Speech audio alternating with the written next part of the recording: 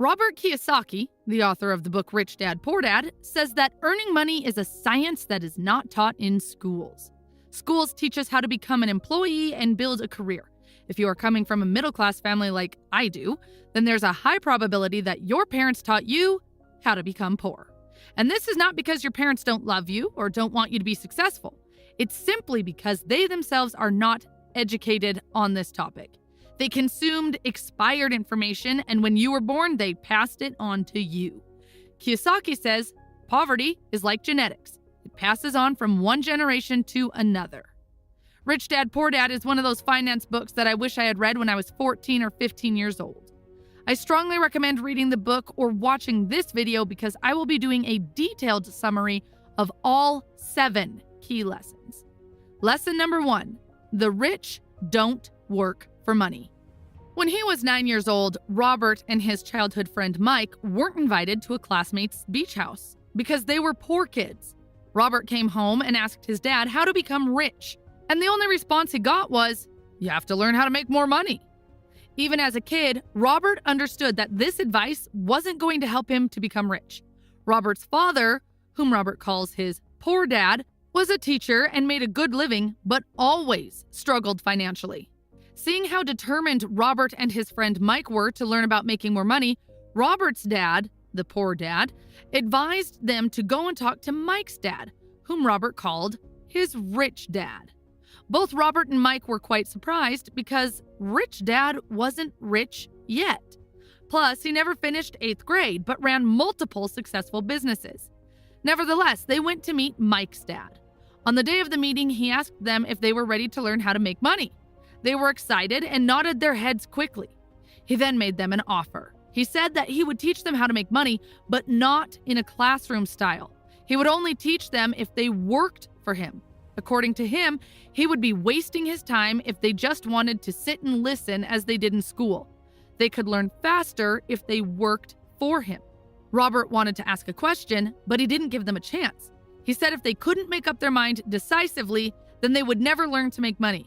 Opportunities come and go, and being able to know when to make quick decisions is an important skill. They knew they had to make a decision. Robert and Mike looked at each other and both agreed to take the offer. Mike's dad was pleased and said he would pay them 10 cents an hour, and they would work 3 hours every Saturday. Even though Robert had a softball game that day, he chose to work and learn instead of playing. He knew this was his opportunity, and he didn't want to waste it. So, Robert and Mike started working for Mrs. Martin, who was an employee of Mike's dad, and used to take care of a small supermarket. They were the kind of stores where people bought essentials like milk, bread, butter, and cigarettes. The only problem was that the stores didn't have air conditioning, so they had to keep the doors wide open to the road and parking lot, which meant that dust would swirl and settle inside every time a car drove by. Their job was to take canned goods off the shelves, brush them with a feather duster to get the dust off, and then restack them neatly. It was mind-numbingly boring work. They worked for 3 hours every Saturday and got paid 30 cents, which was not very exciting for them, since one comic book cost 10 cents back then. They did it because they wanted to learn how to make money. But after 3 weeks of doing this, Robert was ready to quit. He felt like a slave, working for just 10 cents an hour, and hadn't even seen Mike's dad since the first meeting. So, at lunchtime on the 4th week, he told Mike that he was quitting.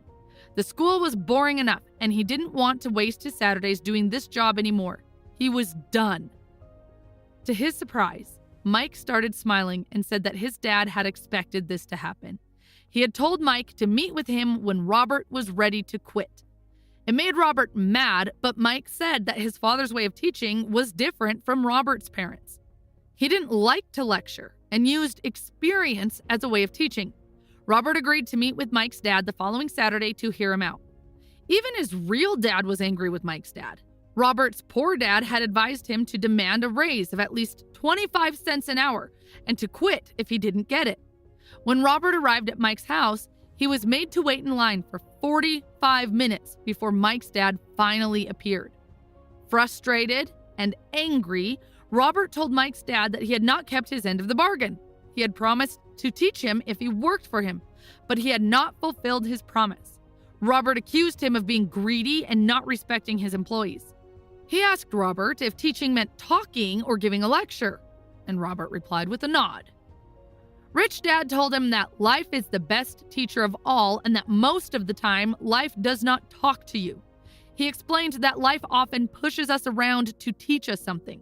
Some people let life push them around while others fight back against the wrong things, such as their job, boss, or spouse. But only a few people welcome life's push as an opportunity to learn and grow. Rich Dad said that he had over 150 employees, but none of them had ever asked him to teach them about money. They only sought jobs and paychecks, never really grasping the purpose of their work.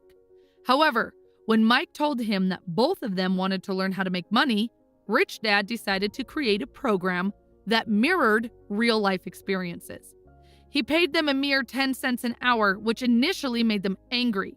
But he explained that he wanted them to experience life's push so that they could understand what he was trying to teach.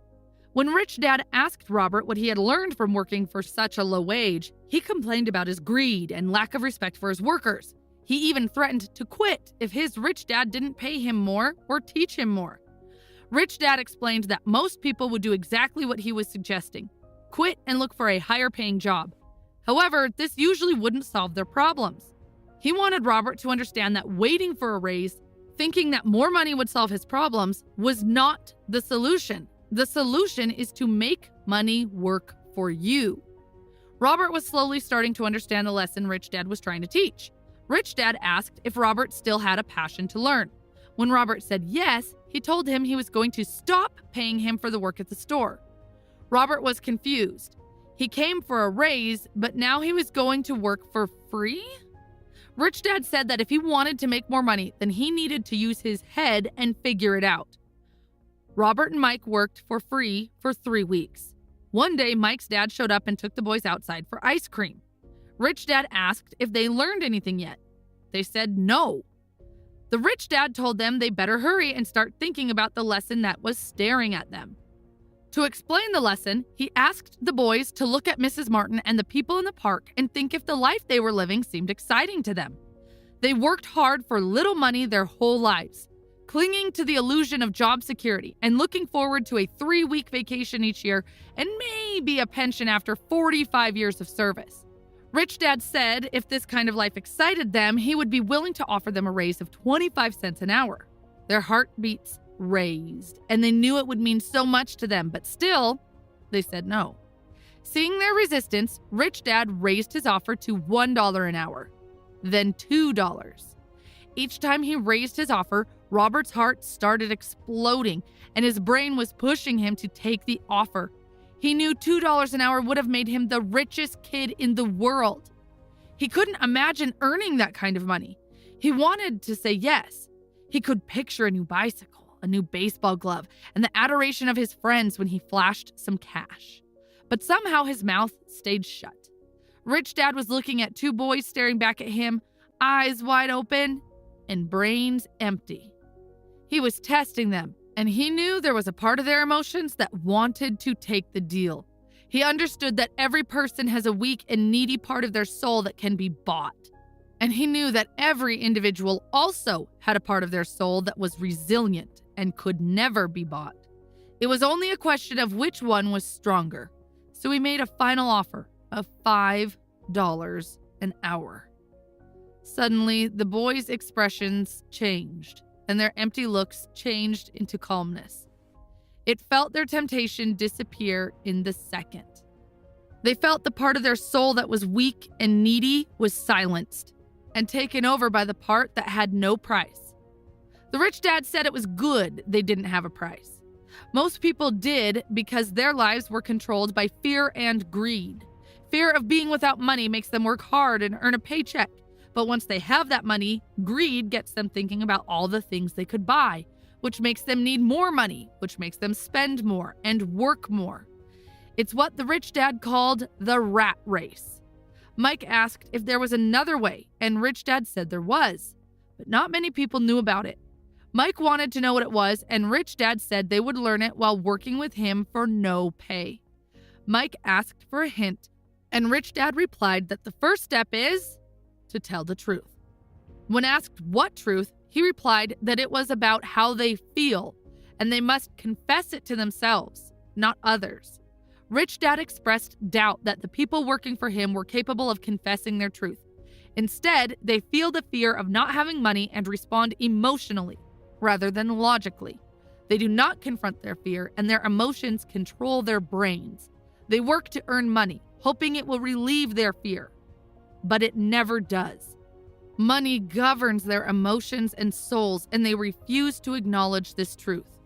Rich Dad urged them to avoid this trap, stating that being rich does not solve the problem. When asked why, he introduced the other key emotion: desire. It's common for people to desire things that are better, prettier, or more exciting. They often work for money because they think it will make them happy, but the happiness from money is short-lived. Many rich people are actually driven by fear, thinking that money will make them feel secure. However, they end up fearing losing it all, which makes them more anxious than when they were poor. Emotions often control our thinking, and fear can lead us to make decisions that don't solve the real problem. For example, when someone is afraid of not having enough money, they might think getting a job is the only solution. But in reality, a job is only a temporary fix for a long-term problem. It's important to learn how to think for ourselves and not let our emotions control us. Rich Dad said that he saw hope when both of the boys agreed to work for free. And they also took the first step when they resisted their emotions when Rich Dad tempted them with more money. They were learning to think in spite of being emotionally charged. He told them to keep working, and the sooner they forget about needing a paycheck, the easier their adult life would be. He encouraged them to keep using their brain, work for free, and soon their mind would show them ways of making money far beyond what he could ever pay them. They would be able to see things that others couldn't. The moment they saw one opportunity, they would see them for the rest of their lives. The boys did as Rich Dad advised, and pretty soon they saw an opportunity in creating a library where kids could pay an admission fee and read as many comic books as they wanted. They hired Mike's younger sister to be the head librarian. She charged each child 10 cents for admission to the library. It was a bargain for the kids since a comic book cost 10 cents each, and they could read 5 or 6 in 2 hours. Mike and Robert averaged $9.50 per week over a 3-month period. They paid his sister $1 a week and allowed her to read the comics for free. They had to close the library after 3 months because of a fight that took place there, but they had already learned how to make money work for them, even when they weren't physically present. They had learned the first lesson, which was, the rich don't work for money. They were ready to learn more, and Mike's dad was ready to teach them. Lesson 2. Why teach financial literacy? When people ask Robert where he started getting rich, he gives them the same answer his rich dad gave him. If you want to be rich, you need to be financially literate. For example, accounting is a subject that is boring, confusing, but absolutely crucial to financial success. To make it easy, Rich Dad used pictures and simple language to teach it to the two boys.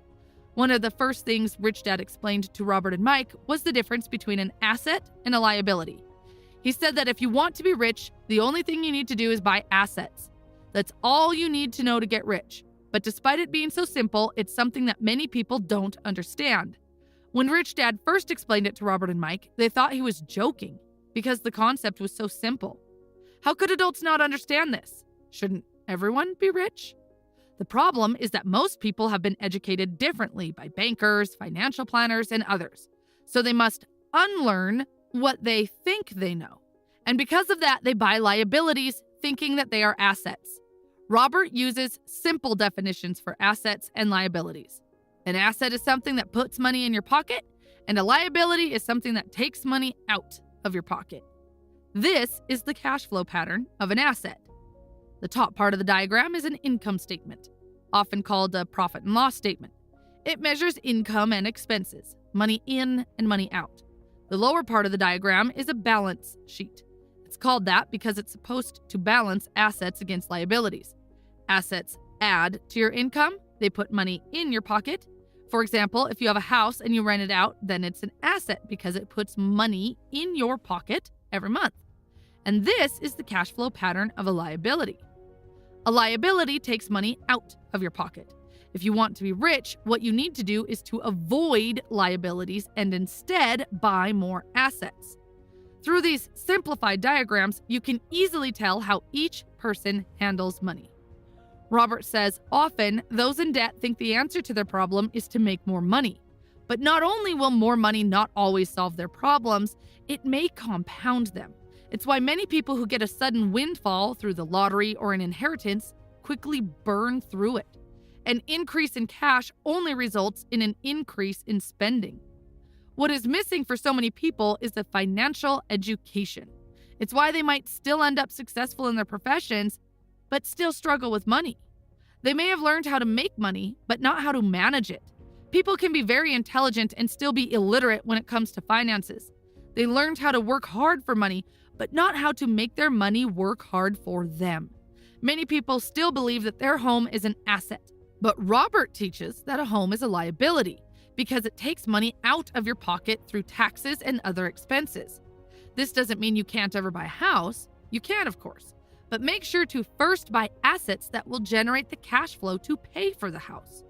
Robert says if you want to get rich, all you need to do is to buy more income-producing assets, keep your liabilities and expenses low.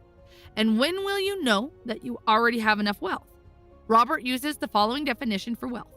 Wealth is a person's ability to survive so many number of days forward, or if I stopped working today, how long could I survive? Another way of stating it, wealth is the measure of the cash flow from the asset column compared with the expense column. When your assets generate enough income to cover your expenses, you are wealthy, even if you are not yet rich. Lesson 3, mind your own business. A friend of Robert heard Ray Kroc, the founder of McDonald's, speak at the University of Texas in 1974. Afterward, Ray agreed to join the students at their favorite hangout for a few beers. He asked the students what business he was in. At first, they laughed, and then they answered that he was in the business of selling hamburgers, of course. But Ray told them he was not in the hamburger business, but in the real estate business. He knew that the land and location of each franchise were the most significant factors in its success. Today, McDonald's is the largest single owner of real estate in the world, owning some of the most valuable intersections and street corners around the globe. There's a big difference between your profession and your business. Often, Robert asks people, "What's your business?" And they say, "Oh, I'm a banker." Then he asks them if they own the bank. And they usually respond, "No, I work there." In that instance, they have confused their profession with their business. Their profession may be a banker, but they still need their own business. So many people work for everyone else: their employer, the government, taxes, and the bank, mortgage. What Ray Kroc and Rich Dad knew was secret number 3 of the rich. Mind your own business. Don't spend your whole life working for someone else. Too many people spend their lives minding someone else's business and making them rich. Minding your business doesn't mean starting a company, though for some people it will. Instead, your business revolves around your asset column, not your income column. Keep your daytime job, but start buying real assets, not liabilities that lose value as soon as you walk out of the store. Keep expenses low, reduce liabilities, and diligently build a base of solid assets. Parents need to teach young people this before they leave home so that they understand what a true asset is and won't find themselves trapped in a lifestyle of debt. Robert says real assets fall into the following categories: businesses that do not require his presence. He owns them, but they are managed or run by other people. If he has to work there, it's not a business, it becomes his job. Number 2, stocks. Number 3, bonds. Number 4, income-generating real estate. 5, royalties from intellectual property, such as music and patents. 6, anything else that has value, produces income, or appreciates and has a ready market. Acquire assets that you love.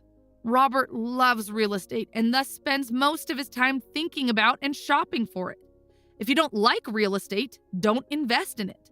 Even while working for Xerox, Robert minded his own business. He kept his day job and slowly built his asset column. The more he understood accounting and cash management, the better he was at analyzing investments and eventually building his own company. He doesn't recommend people start a company unless they really have the desire to. Otherwise, he advises them to keep their day job and mind their business, building and keeping their asset column strong. As cash flow grows, you can indulge in luxuries, but only if the cash flow supports them. Build the asset column and let the income generated by those assets pay for the luxuries. When assets generate enough income to cover luxuries, that's when you can buy them. Lesson 4. The history of taxes and the power of corporations. Many people see Robin Hood as a hero, taking from the rich and giving to the poor. Rich Dad did not share that opinion. He called Robin Hood a crook. Though the popular sentiment is that the rich should pay more in taxes and give to the poor, in reality, it's the middle class that is heavily taxed, especially the educated upper income middle class. To understand how this happens, Robert gives a brief history of taxes. In England and America, originally there were no taxes, only occasional temporary levies to pay for such things as wars. In 1874, England made income tax a permanent levy on its citizens. And in 1913, America made an income tax permanent. These countries were able to get taxes accepted by the majority because they were first levied only against the rich. However, although income tax was designed to punish the rich, it wound up punishing those who had voted for it, the poor and middle class. Rich Dad explained that he and Poor Dad were opposite. Poor Dad, as a government employee, was rewarded if he spent money and hired people, making his organization larger. But for Rich Dad, the fewer people he hired and the less money he spent, the more he was respected by his investors. Poor Dad sincerely believed the government should help people. For Robert, it was a challenge to work for one of the biggest capitalists in town and go home to a prominent government leader. It wasn't easy to know which dad to believe. But over time, as Robert studied the history of taxes, he saw an interesting perspective. As the government's appetite for money grew, taxes soon needed to be levied on the middle class, and from there it kept trickling down. But the rich saw an opportunity because they don't play by the same set of rules. Corporations, which became popular in the days of sailing ships, offered a way around taxes. Understanding the legal corporate structure gave the rich a steep advantage and allowed them to outsmart the intellectuals. A corporation is simply a legal document that creates a legal entity. It's not really a thing, not a factory or a group of people, but it offers a lower income tax rate than individuals have. This is why most wealthy people on the planet don't pay taxes or pay very little percentage of their income as taxes. Attempts to punish the rich rarely work because the rich find ways to minimize their tax burden. Lesson number 5, the rich invest money. Our mind is the most important asset. If you train it right, millions can be made from a simple idea or an agreement. If you increase your financial intelligence, you will start seeing things that others don't. In other words, you'll start inventing money. For example, in the early 1990s, the economy in Arizona, USA was terrible. When most people were scared and warned about the economic crash, Robert and his wife, Kim, made a lot of money. Robert gives an example of buying a house worth $75,000 for $20,000. They had to put $2,000 down as a down payment, but they didn't have it. So they asked a friend to lend them $2,000 for a $200 fee. The friend agreed, and while the purchase was being processed, Robert ran an ad advertising the same $75,000 house for only $60,000 and required no down payment from the buyers. As soon as the house was legally his, he sold it in minutes, and the $40,000 was created almost out of nothing. Total working time? 5 hours. What this simplified example illustrates is how ideas can create hundreds of thousands of dollars if you improve your financial intelligence and see what others miss. Robert says, markets go up and down and investments come and go. The world is always handing you opportunities of a lifetime. You simply need to be able to see them. The more you develop your financial intelligence, which takes time, the more opportunities will be offered to you. There are many changes ahead in our world, and developing your financial IQ allows you to see that future of change through the lens of excitement, not dread. You'll see the opportunities and act on them, as opposed to those who allow their fear to keep them on the sideline, watching others move boldly forward. For example, land was wealth 300 years ago. Later, wealth was in factories and production. Today, wealth is in information. But information flies around the world at the speed of light, and this process will be faster and more dramatic as time passes. Lesson 6. Work to learn, don't work for money. Robert was interviewed a few years ago in Singapore by a journalist who, over the course of their conversation, revealed that she wanted to become a best-selling author like him. But her novels, which everyone said were excellent, never sold. Robert suggested that she take a course in sales training. That offended the reporter, who said she had a master's in English literature and didn't see how learning to sell would help her. In fact, she hated salespeople. When Robert pointed out that he was a best-selling author, not a best-writing author, she replied that she would never step so low and learn to sell, and left the interview. There are talented people all around us who struggle financially, just like that reporter.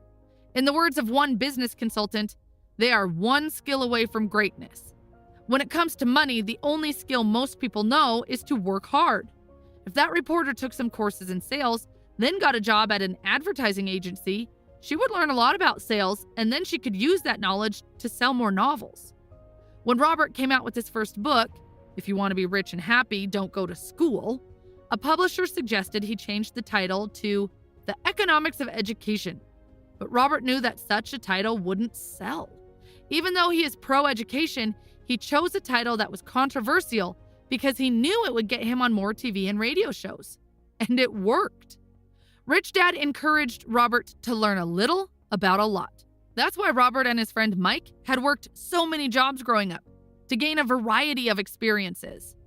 Most people work hard to get a secure job, focusing on pay and benefits in the short term. What they should do is seek work that will teach them the skills they'll need.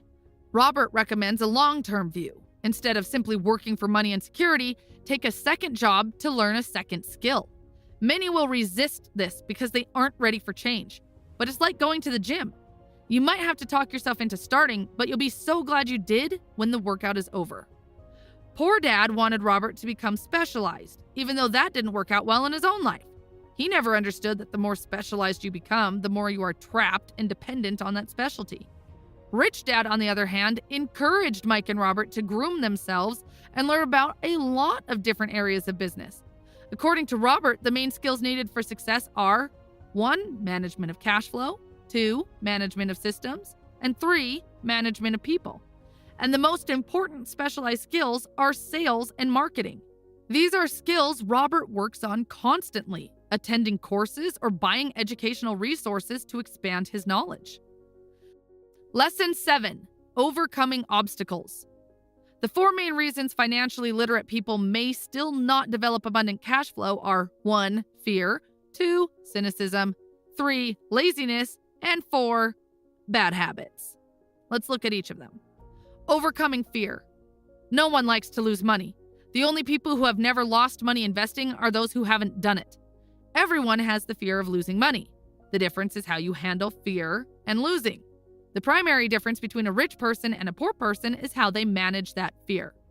Robert says, I have never met a rich person who hasn't lost money, but they don't let the fear of that take them out of the game.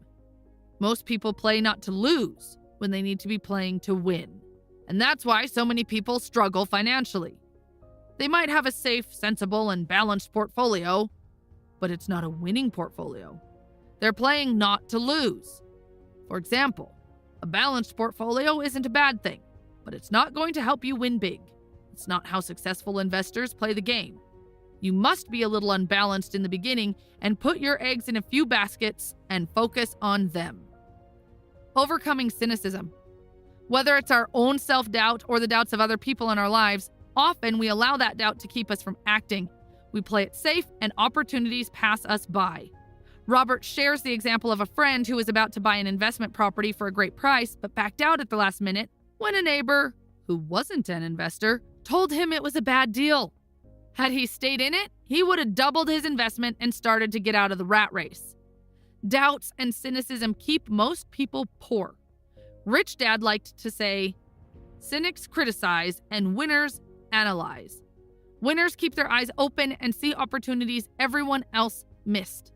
For example, real estate is a powerful investment tool for anyone seeking financial independence. Yet every time Robert mentions real estate as a vehicle, he often hears, I don't want to fix toilets, or I don't want to deal with problematic tenants. They focus on toilets, and it keeps them poor. Overcoming laziness. What's the cure to laziness? A little greed. That can be hard to hear because so many of us were raised to see greed or desire as a bad thing. Rather than saying, I can't afford it, change your mindset to, how can I afford it? That opens the brain and forces it to think of solutions. I can't afford it is a lie. The human spirit knows it can do anything. By saying you can't do something, you're creating a conflict between your spirit and your lazy mind. How can I afford it creates a stronger mind and a dynamic spirit. Without that little greed, the desire to have something better wouldn't be possible. Our world progresses because we all desire a better life. New inventions are made because we desire something better. We go to school and study hard because we want something better. Too much greed is bad, but a little can motivate you. Overcoming bad habits. To be successful, you must develop successful habits. Poor Dad always paid everyone else first and himself last, but he rarely had any left over. This was his habit. On the contrary, Rich Dad always paid himself first, even if he was short of money. He knew that creditors and the government would complain if he didn't pay them. This motivated Rich Dad to seek other forms of income to pay them. If he paid himself last, he wouldn't feel that kind of productive pressure. Forcing himself to think about how to come up with the extra income to pay the creditors made him stronger. This is it for this video. I've summarized several other books from Robert Kiyosaki. If you are interested, then check out the playlist you see on your screen. Thanks for watching.